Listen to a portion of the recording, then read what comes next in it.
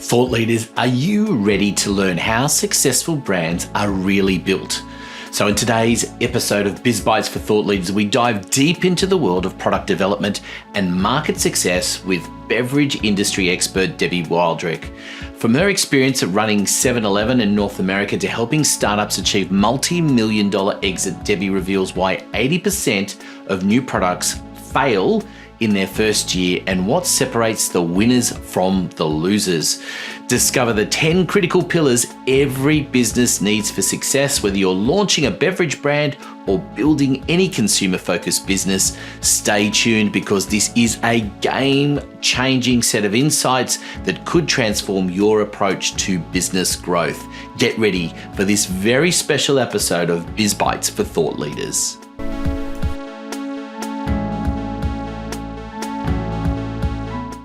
Well, hello everyone and welcome to another episode of Biz Bites for Thought Leaders. And well, I think we have someone extraordinary with us today because Debbie and I got chatting a little bit and she's got a lot of really interesting stories that I know is going to benefit everyone in our audience listening in today. So Debbie, firstly, welcome to the program.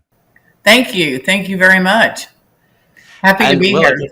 And guess let's kick things off with just give everyone a little bit of an introduction as to who you are. Okay. I'm Debbie Wildrick, and I've been in the industry in the U.S. for all of my career. A lot of my experience has been in the beverage business.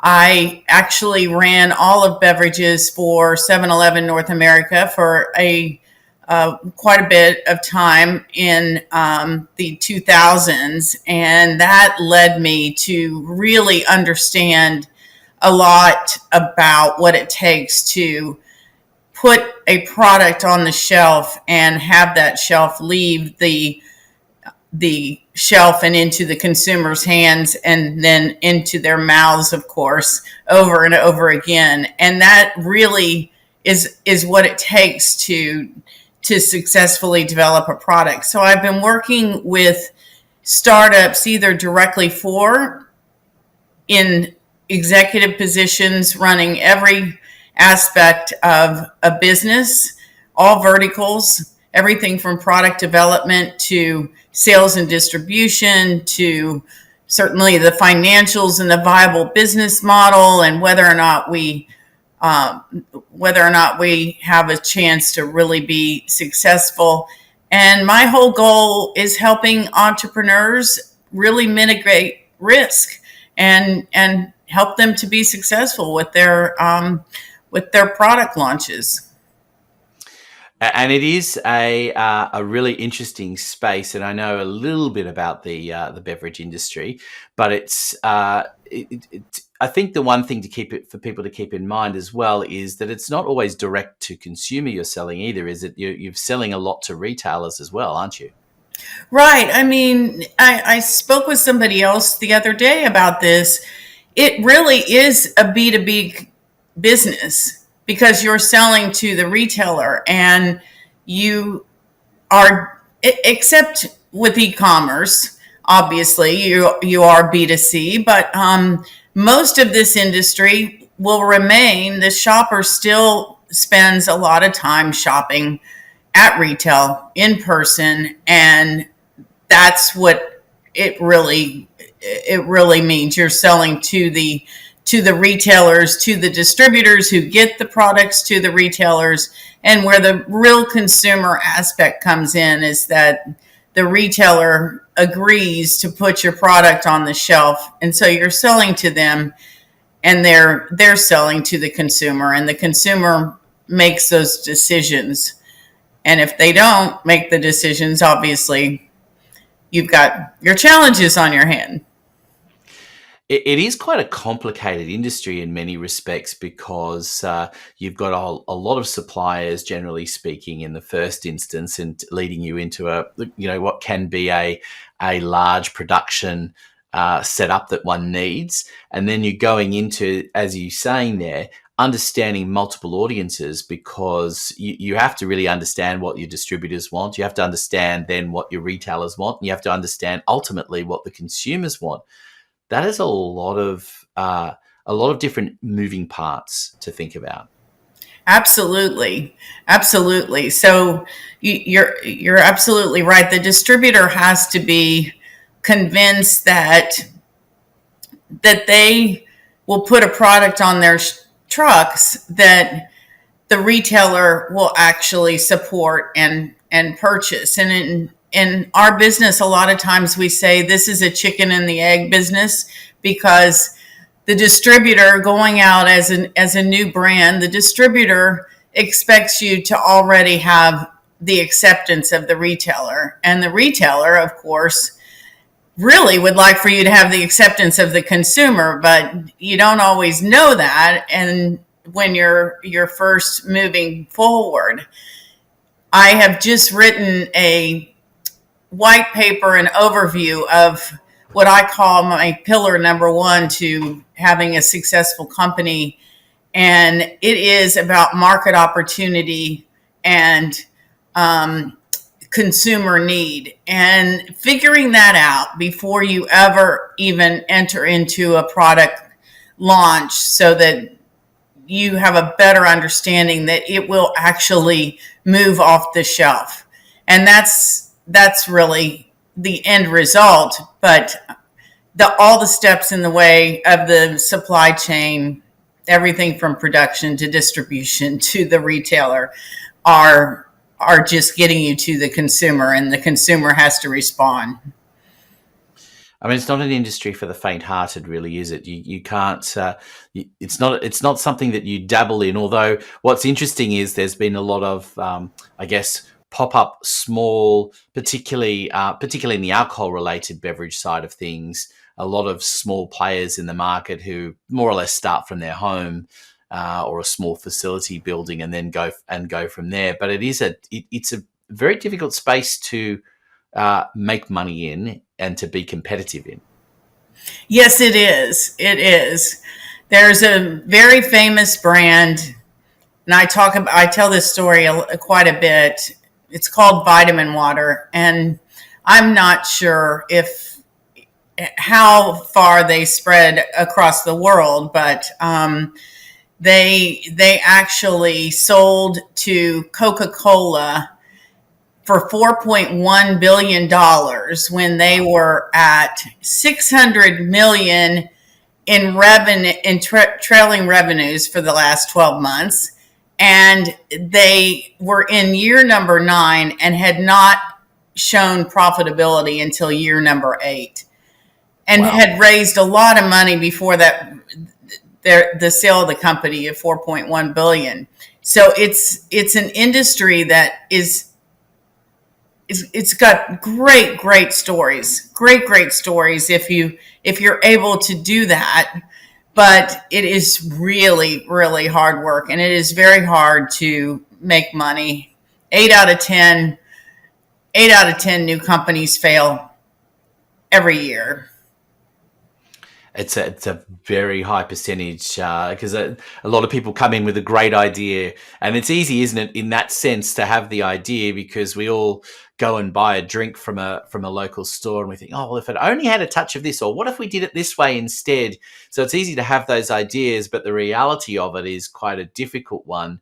And so, I mean, talk to me about that. You've worked with startups as well. How does that come about for people? You know, what is the step to actually get them out of that 80% that are going to fail, and to get them on the right path from the beginning? Well, I would say that it's really ticking on all levels of the industry.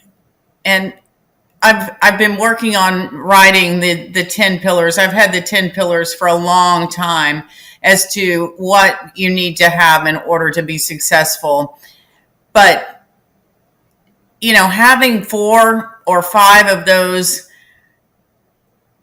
that's one of the biggest issues. And like I said, the starting point, most entrepreneurs, many new products come to fruition because I have a need.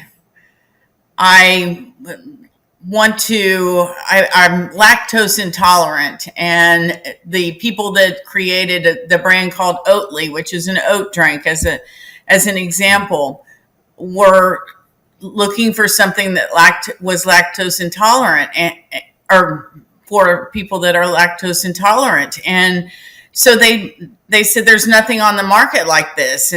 And so they created a product, and Oatly, as an example, was very successful. But there's so much more than that. So the very first step is you have to have a consumer need, even if you're trying to create it to some degree on your own.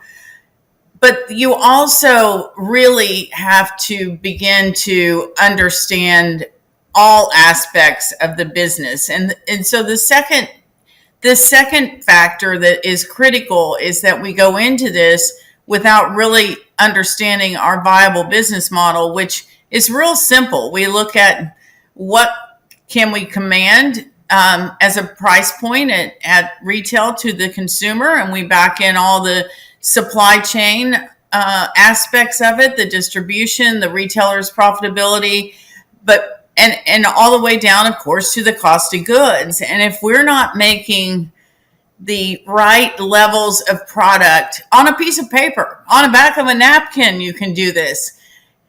You really are setting yourself up for failure, because you get into production, or you get to retail and your shipping costs are out of line. Any number of things can happen if you haven't really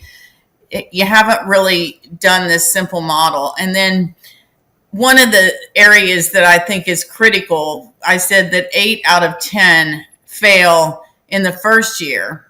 In the second year, 8 out of 10 of those, if you will, or 80% of those will fail because they've run out of money, or they didn't have enough money to begin with. We hope you're enjoying listening to the Biz Bites podcast. Have you ever thought about having your own podcast, one for your business, where your brilliance is exposed to the rest of the world? Well, come talk to us at Podcasts Done For You. That's what we're all about. We even offer a service where I'll anchor the program for you. So all you have to do is show up for a conversation. But don't worry about that. We will do everything to design a program that suits you, from the strategy right through to publishing, and of course helping you share it. So come talk to us, podcastdoneforyou.com.au, details in the show notes below. Now, back to Biz Bites. 8 out of 10 of those, if you will, or 80% of those will fail because they've run out of money, or they didn't have enough money to begin with. It's a very expensive place to be.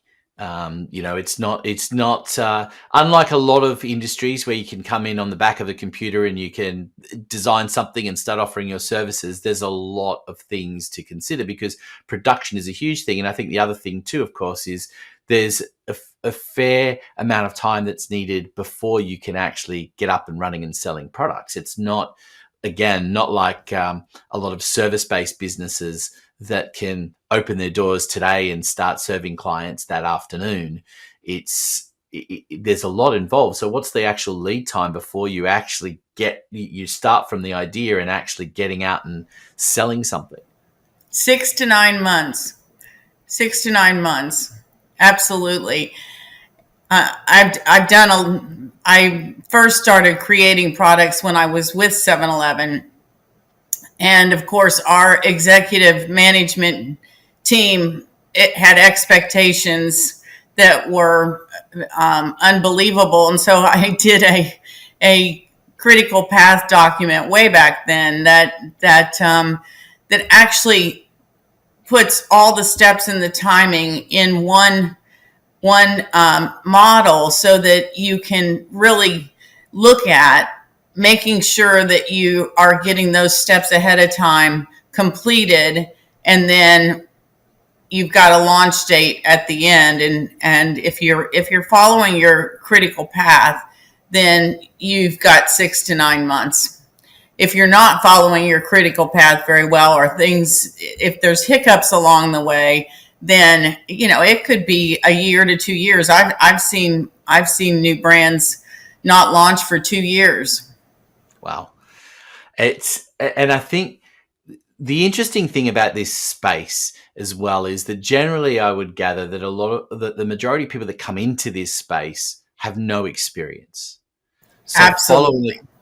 following a critical path and having someone like yourself to be able to guide them is going to be so critical because of the amount of moving parts that are involved, as we've said.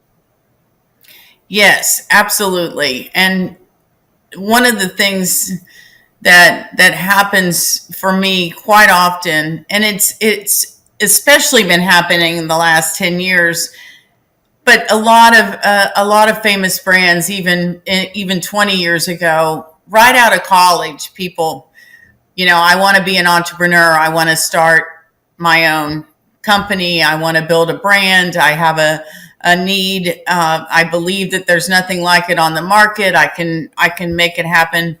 Zero experience, even running any kind of business, much less running in the food and beverage business.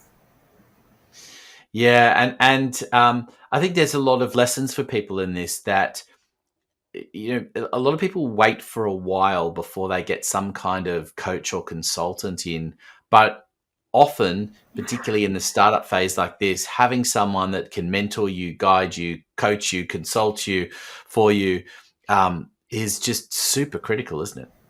It is. And I like to say that the best coaching that you can have is to have somebody like myself who has actually started out in the industry when I was in my mid 20s, working at retail and moving up along the industry. And so it's important when I start a consulting agreement that is for a new entrepreneur, we will actually do the critical path that I referenced and we'll lay that out. And then each week we'll meet and I will guide them through exactly what they need to do to meet the next objective. And I can imagine in this kind of space that it's really passion driven, that the people who start this up have a real passion for what they want. This is not just a kind of a side hustle because they just said, oh, this might be a nice place to make money. Because of the lead time, because of the amount involved, it's a passion project, isn't it? It's a project, but speaking of that lack of experience, there's so many times I've had conversations and even after I explain to them some of the aspects of what it really takes to get the product to market, you will have that entrepreneur that says, but I can do it. I've got a great idea. And I can do it. She's making it seem so hard, but I'm so passionate about it that I can do it. And it really gets in the way sometimes of being successful. I want to explore that because that is such a common thing in so many businesses that the passion that people have is fantastic, but it needs to be curtailed and it needs to also be, pigeonholed in the sense that you need to be thinking of your audiences. And in this case, multiple audiences, because what you want doesn't necessarily match ultimately with all those different audiences either. So you have to you might have started off with passionately about a good idea, but you have to listen to what everyone else wants. I guess using it, we had this debate in my family just the other day where, do we have ginger in the drink or not have ginger in the drink? Like, I love ginger, so I'm quite happy to have it in. The rest of the family, not so much. And so, but that's the little thing, right? Where you have to understand those little decisions can have huge implications.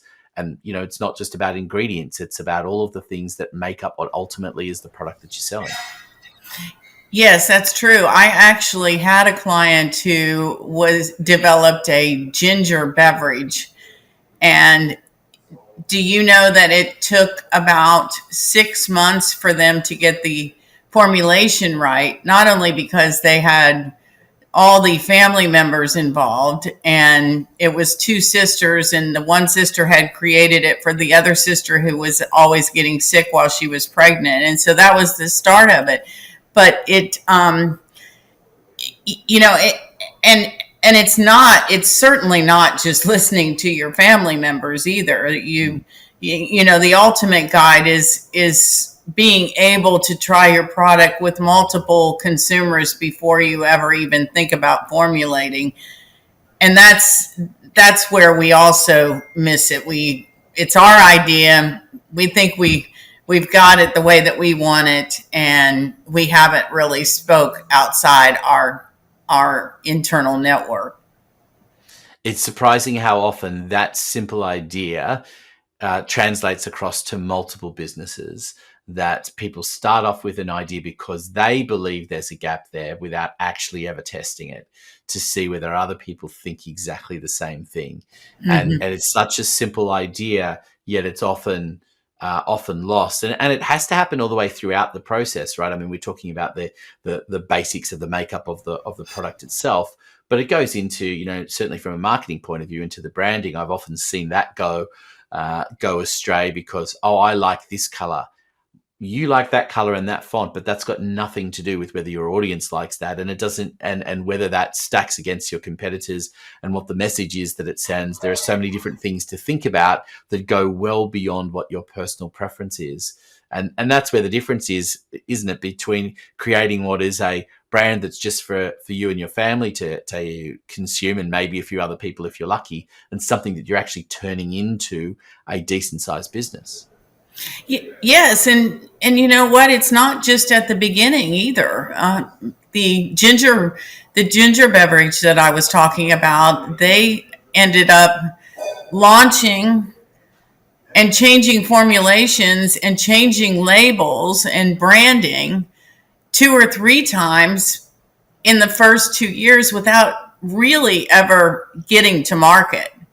And a brand in the first 5 years could change as much as 2 to 5 times, and that's not unusual because you don't always know that you got it right in the beginning. Even if you did all this work in the beginning, you're still tweaking with the consumer. You're changing your messaging. You're changing your packaging because the consumer hasn't responded as you expected them to. But it can be fixed. I mean, many brands go through this, so it's not out of the question to have that happen too, which again, expensive way of doing business, but successful brands have to tweak and tweak and tweak because they continue to listen to the consumer, and the consumer really tells them what they want. Yeah, and brand's such an important thing because you start to identify with it, and people make so many subconscious decisions before they even pick something up, and then you once it's embedded as well, it's hard to change. As even big companies like Coca-Cola will tell you, try and add a new variation in the label, add something different in. Add a new, flavor. All of those things can actually be incredibly difficult at times. Yes, absolutely. It's, I think Coke has been through that a few times where they've had to backtrack, haven't they? They've introduced something and then they've turned around and gone, well, the public didn't like it, and so even the big brands get it wrong. Yes, absolutely. And the big brands sometimes go through it more than the startup brands go through it because, they've got all kinds of objectives, from return on investment. Their branding people and their new product people have to prove the viability of it. And if it's not successful on the sales side, then they're constantly revamping the brands and trying to increase and build their sales and profitability. And so sometimes they're doing more work with that. Thank goodness they have more money to do that, but they're doing it even more than we think that they are. And then they make misses, zero Coke Zero years and years ago, or any number of things. And I don't know what they're doing today with their packaging. They're putting names of people on their packaging. And I think that's the interesting thing, isn't it? It's an industry that is so super competitive, but it is an industry where that desire and the need to stand out is prevalent all the time, isn't it? Because there are so many new things that are coming onto the market, and how do you actually stand out and be different? Is, if it's one magic ingredient, how do you actually highlight that? Or is it something more? Or is it not actually even a matter of being different? It's just a matter of producing something that looks different, even though it might be the same as something else. Like, it's a very interesting industry in that respect. It is. And you're constantly tweaking. And, the U.S. market is a little bit different. I like to say sometimes we've been this way for years and years on steroids, and especially because, the big companies are public companies, and you're always managing based on the stock market. But we, unlike any other country in the world, are maniacs with regard to introducing and launching product extensions, new brands, new and different categories. And the big companies they work really hard at doing that, and that's why they end up, the other big thing about being an entrepreneur and developing a product and building a product and being eventually successful with it, like I talked about vitamin water, is that the big companies end up buying up these brands that the entrepreneur has been able to build and build to a successful point, because they have a hard time really getting it done in their systems. And is that the ultimate goal for a lot of these businesses, that they're trying to build something that will get on the radar of the big companies who will then buy them out? Is that what the goal is? Absolutely. This industry, when I interview entrepreneurs in the beginning and ask them about their goals, I always ask, are you building this to keep it, or are you building it to sell it? And entrepreneurs are almost always, I would say 90% of them are building it to sell it. They're not building it to have a nice family business. And I think that is because this industry has been like that for 20 years, that the brands, the buying and selling of brands, and the people that have really been successful at it have seen all this happen over the years, and so they want the big gold at the end of the rainbow. And is that the starting point as well, that you have to be prepared to scale and scale fast? Is that how you have to be thinking when you start something like this? Yes. Now, it does take a while. So by the time, and I've also had a lot of entrepreneurs ask me, well, I want to get in front of Coca-Cola, or I want to get in front of General Mills, or I want to get in front of any number of companies. And Coca-Cola always had a venture capital group, but you can't even speak to Coca-Cola until you're $10 million in revenue. And it can take a long time to get to $10 million in revenue. And so, and $10 million in revenue is also most likely national distribution with several retailer channels. And so you're pretty equipped to have a company that is moving in the right direction. But the big companies don't even want to talk to you before $10 million in revenue. And they're buying distribution. They're not buying They are not buying a brand or an idea because they think that, oh, it's differentiated and we could take and build it from here because we're going to be better at it than the entrepreneur. No, they want to buy distribution, they want to buy velocity, and they want to buy consumer demand, and that has to be proven in order for them to begin to look at it. And a lot of times they'll buy into it, a portion of it, and take a portion of the company before they actually buy the brand. And that goes on for anywhere from 2 to 5 years, where they may buy into the brand, but then eventually they'll buy the entire brand. And is it realistic that most businesses that are going into this, that's where they're trying to head? Is that a realistic goal for businesses? I mean, how many of these kinds of companies can a Coca-Cola and the various others want to buy? How many businesses? Well, do they want to keep buying businesses like this all the time? Are they buying them for the innovation, or are they buying them to shut them out?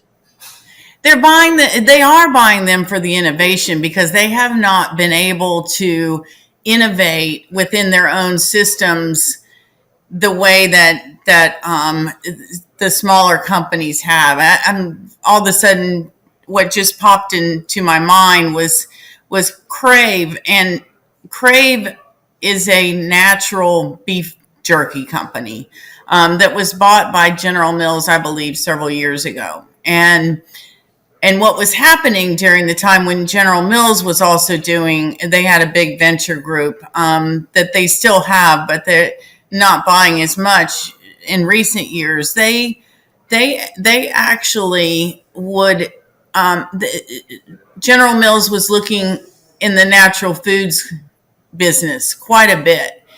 And so they were looking to get into each category, snack foods, you name it, that they could actually add a natural product, because natural foods and health and wellness and the consumers taste as well as what they want in their ingredients, and has changed so much over the years, and the bigger companies are just continuing to want to add that to their portfolio.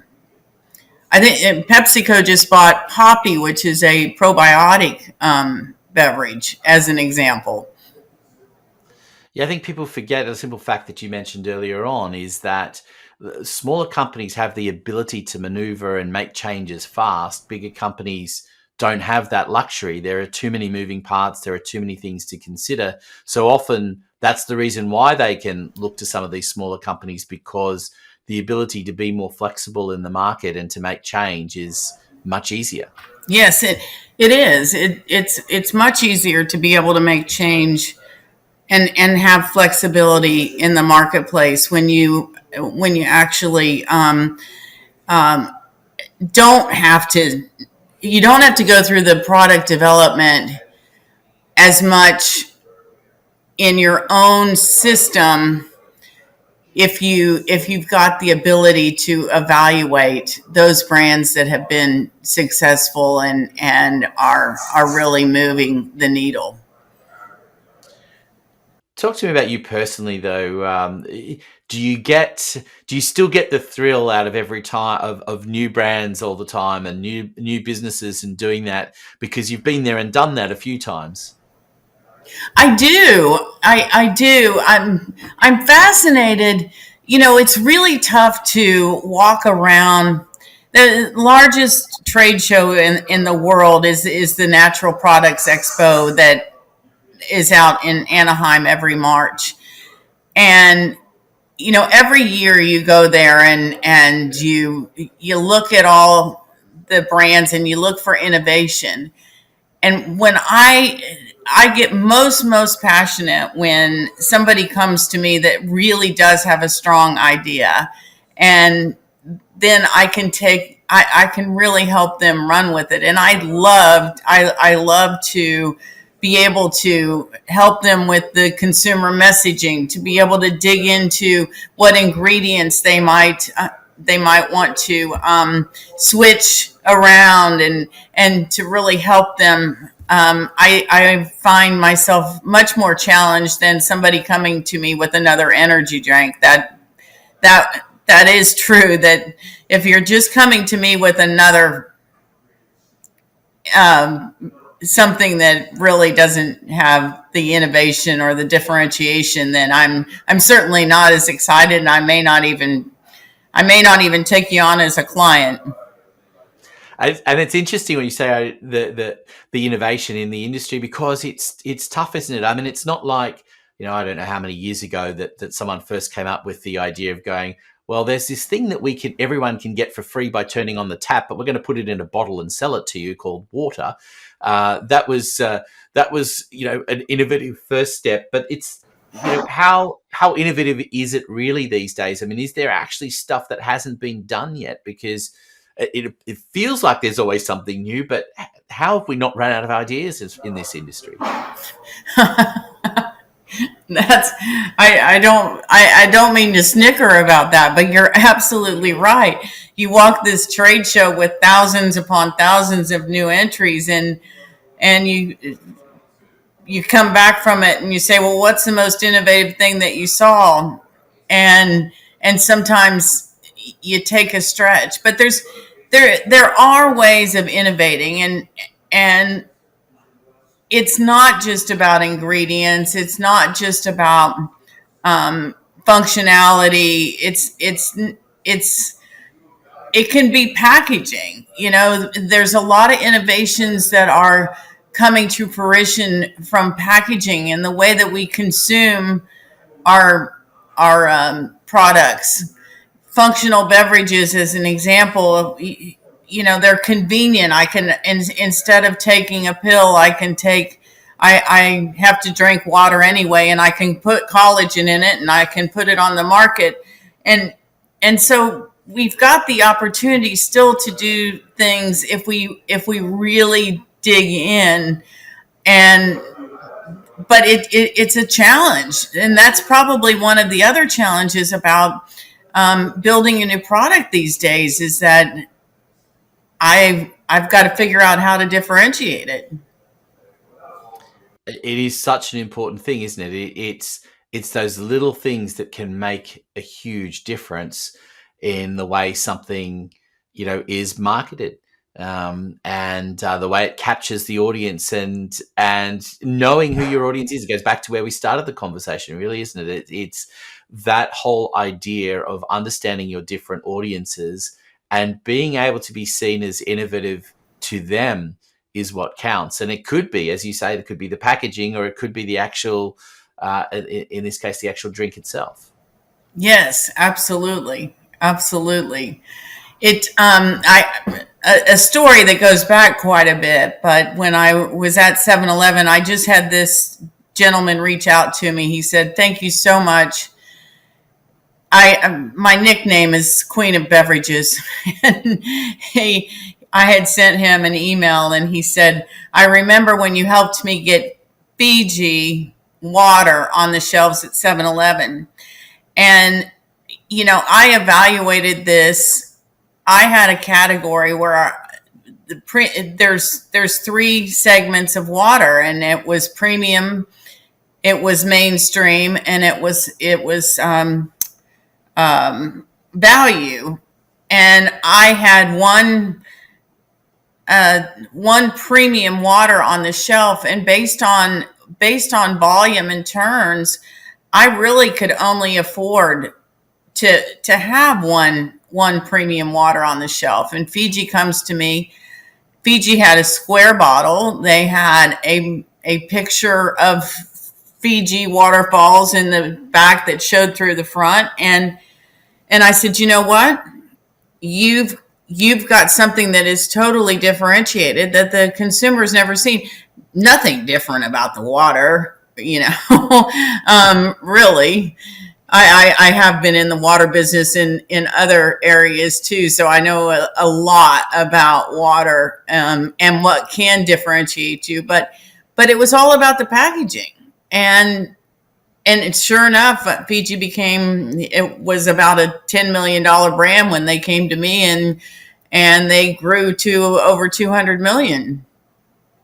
Amazing. I mean, and it is so, it does bamboozle people at times where you go, it's water. In most countries, you can just turn on the tap and get the water for free, right? And yet people are buying the bottled water on a consistent basis. And I find it fascinating as well when you go to, whether it's a 7-Eleven or some equivalent thereof. And particularly, I'm fascinated by it, particularly when you're on the road. You're driving on the road, you make a stop, and you want to get some water to take in the car. Fine, that makes sense. But looking at it and trying to go, why would you pay extra for a premium brand in water when you can get the generic brand, whatever it might be, that is so much less? It astonishes me, because there isn't really a difference, is there? When it comes down to it, it's still water. It's still water. There's a lot of factors to it, certainly. And I was actually involved, still am a little bit, with a source water out of Brazil, which is marketed as the purest water ever discovered. But what does the purest water ever discovered mean? Well, what it means is that it's really, really low on minerals or anything. It has less than 10 total dissolved solids in it. But how do you communicate that to the consumer?